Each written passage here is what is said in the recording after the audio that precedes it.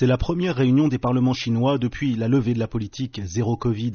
Mais dans le grand palais du peuple à Pékin, tout le monde portait un masque et il a même fallu se plier à un test PCR et une nuit de quarantaine avant de pouvoir accéder à ce vaste bâtiment Place Tiananmen où se tiennent donc ces réunions. Le début de la semaine est consacré au bilan du gouvernement et aux objectifs. Le gouvernement qui mise sur la consommation intérieure et les créations d'emplois pour faire remonter à 5% la progression de l'activité économique en 2023. Un objectif plutôt raisonnable, l'un des plus faibles d'ailleurs depuis des décennies.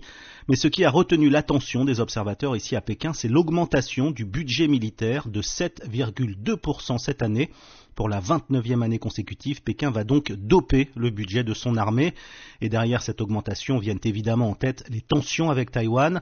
Écoutez à ce sujet ce que disait le Premier ministre chinois Li Keqiang lors de l'ouverture des sessions parlementaires dimanche. Nous nous opposerons fermement à l'indépendance de l'île de Taïwan et travaillerons pour la réunification de la patrie et le développement pacifique des relations entre les deux rives du détroit et pour faire avancer le processus de réunification pacifique de la patrie.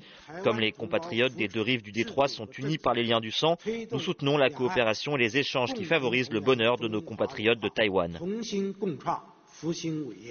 Alors ces sessions annuelles du Parlement qui vont se poursuivre toute la semaine sont l'occasion de mettre en musique en fait les objectifs du gouvernement chinois et au-delà les objectifs du Parti communiste et de son secrétaire général Xi Jinping.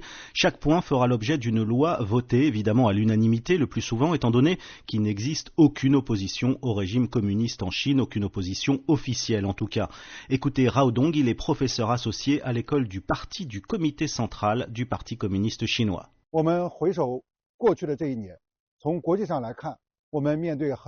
Si l'on considère l'année écoulée, nous avons été confrontés à de nombreuses incertitudes d'un point de vue international. La reprise de l'économie mondiale s'est ralentie et certains facteurs de turbulence ont affecté le développement de nombreux pays dans le monde. D'un point de vue national, nous avons encore dû faire face à de nombreuses grandes difficultés et parfois même à des risques et des défis. Cependant, face à un tel contexte, nous avons tout de même répondu de façon satisfaisante.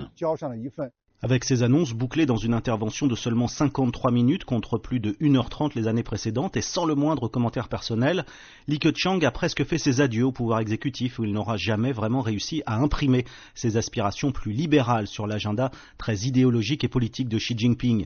À l'issue de la session parlementaire, il doit être remplacé par Li Qiang, l'ancien patron du parti à Shanghai, qui n'a ni son expertise économique ni aucune expérience gouvernementale au niveau national, mais qui est présenté comme un fidèle absolu du président et secrétaire général du Parti communiste, lancé dans une entreprise de concentration du pouvoir autour de sa personne. Stéphane Pambrin, à Pékin pour Média.